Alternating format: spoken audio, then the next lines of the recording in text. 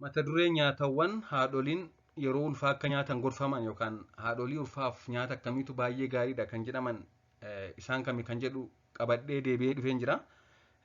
Chaanalii kanaaf haaraa taanaan sabskiraayib gochuu hin dagatina. Akkasumas immoo laayik, sheerii fi yaadni keessan hedduu na fayyada. Kanaaf haala armaan gadiidhaan mee nyaatawwan haadholiin ulfaa akka nyaataniif gorfamanii fi faayidaa isaanii waliin haa ilaallu. Daa'ima gadameessa jiruufis ta'ee haadha sanaaf kan hedduu barbaachisan waan hedduutu jiru. Akkuma beekamu haati yeroo ulfaa kophaa ishee miti, daa'imni gadameessas jira. Isheefis ta'ee daa'ima isheef kan barbaachisu waan hedduutu jira.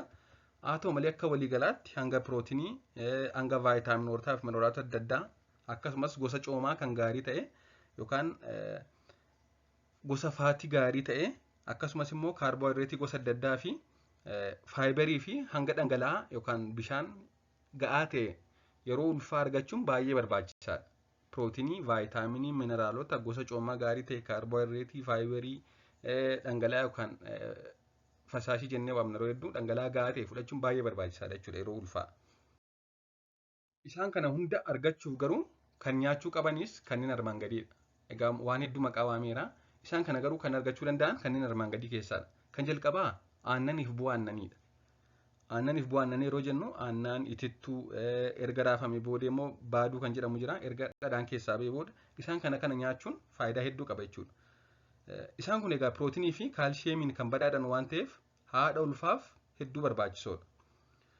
Dairy products, especially yogurt, are a great choice. They help you meet increased protein and the calcium needs. Ingiliffaan tariitiin namoonni afaan Oromoffaan dhageenyu jiraate. Kanaaf egaa aannaniif bu'aan aannanii haadha ulfaaf baay'ee faayidaa qaba jechuudha. Haa ta'u malee bal'inaan hojjedheen jira. Faayidaa aannan dubartii ulfaaf qabu isa ilaaluu dandeessu. Kan lammaffaa kanneen akka ataraa, baaqelaa, boloqqee fi kana fakkaatan xiraaxiree jedhamanii warra waamaman jechuudha. Isaan kun egaa fooleetii yookaan vaayitaamin B9 kan jennuu fi akkasumas wantoota akka faayibarii hedduu kan qabu waan ta'eef haadha ulfaaf barbaachisaadha. Kanaaf egaa wantoota akkasii nyaachuun gaariidha. Haa ta'u malee haalumti jireenya keenyaayyuu nyaanni shiroo nuti nyaannu nyaanni yeroo hedduu biyya keenya keessatti nyaatamu wantoota akkasii of keessaa qaba waan ta'eef kun rakkoo kan hin qabnedha. Kan namoonni hedduunis haadholii ulfaa dabalatee kan argatanidha. Sadaffaan mixineedha. Mixineen qabiyyee waan hedduu of keessaa qaba. Haa ta'u malee haadha ulfaaf kan inni addatti barbaachisu vaayitaamin A hedduu waan qabuuf vaayitaamin A immoo akkuma beektanii akka seelonni keenya akka baay'atan taasisu waan gargaaruuf haadha ulfaaf baay'ee barbaachisaadha jechuudha. Sweet potatoes are an excellent source of beta carotene which your body transforms into vitamin A.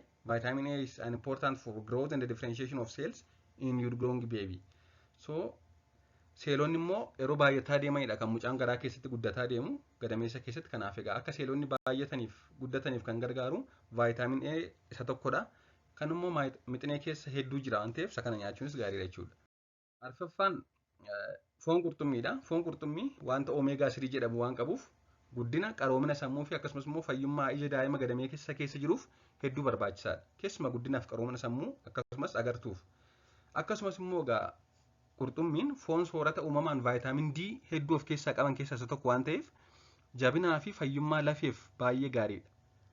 Daa'imni dhalatu jabaataa fi akkasumas fayyummaa lafeessaaf ilkaan inni biqilchu nagaa akka ta'u taasisuu fi vaayitaamin D hedduu fayyada. Isa kana egaa vaayitaamin D kanneen of keessaa qaban keessaa tokko foon qurxummiidha. Yoo argame foon qurxummii nyaachuun barbaachisaadha jechuudha. Shanaffaan killee yookaan buphaadha. Hanqaaquu jedhama bakka tokko tokkotti. Killeen wantoota hedduu haadha garaatti baattuuf yookaan haadha ulfaaf kan fayyadan hedduu qaba. Keessumaa keemikaala kooliin jedhamu waan qabuuf keemikaalli kun immoo guddina, qaroominaa fi fayyaa sammuu daa'ima gadamee keessa jiruuf waan baay'ee barbaachisuuf guyyaa guyyaadhaan hanqaaquu tokko lama argachuun haadha ulfaaf baay'ee barbaachisaadha jechuudha. Ja'affaan yeroo hedduu faayidaa isaa kan kaasu mata duree adda addaa keessatti nyaata baay'ee gaarii ta'e avokaadoo kan jedhamudha. Avokaadoon egaa wantoota haadha ulfaaf barbaachisan hedduu kan qabuu fi dhukkubbii yeroo ulfaa miila keessatti dhaga'amu hir'isuuf wantoota gargaaran hedduudha. Akkasumas immoo gosa cooma gaarii ta'e waan qabuuf avokaadoon daa'ima garaatii dhufaa jiru, daa'ima gadamee keessa jiruuf illee hedduu fayyada. Keessumaa guddinaaf qaroomina sammuu irratti jechuudha. Kanneen biroon kanneen akka birookoolii fi raafuu kanneen baalli isaanii nyaatamanii akkasumas immoo foon bilchaate akkasumas midhaan adda addaa bifa marqaa, aajjaa fi buddeenaaf kan kana fakkaataniin qopheessanii nyaachuun yookaan soorachuun haadha ulfaaf baay'ee barbaachisaadha. Isaan kana argannaan kan jalqaba irratti maqaa dhoone pirootinii, kaarboohayidireetii, mineraalota, vaayitaaminoota akkasumas kaarboohayidireetii adda addaa isaan kun egaa of keessaa qabu jechuudha. Nyaata guyyaa guyyaan nyaannuun dabalata. Nyaata armaan olitti maqaa dha'een dabalata bishaan gahaa ta'e guyyaa guyyaan dhuguun baay'ee barbaachisaadha. Yeroo ulfaa hanga dhiigaa qaama keessa jiru waan dabaluuf bishaan gahaa ta'e barbaachisa. Dhiigni egaa dhangala'aadha garri caalu, kanaaf bishaan sirriitti dhuguu barbaachisa. Akkasumas bishaan gahaa dhuguun gogiinsa garaa yeroo ulfaa dhufu ni hir'isa. Yeroo hedduu dubartoonni yeroo ulfaa gogiinsa garaa godhatu yookaan constipation dirqatti jennu isa kana bishaan gahaa dhuguudhaan ittisuu ni danda'ama jechuudha. Akka waliigalaatti nyaata gurguddoo haadholiin yeroo ulfaa osoo nyaatanii gaarii jedhaman isaan kanadha. Waan dhaggeeffattaniif hedduu galatooma. Yaadaaf gaaffii qabaannaan koomentii jala naa kaa'aa. Turtii gaarii.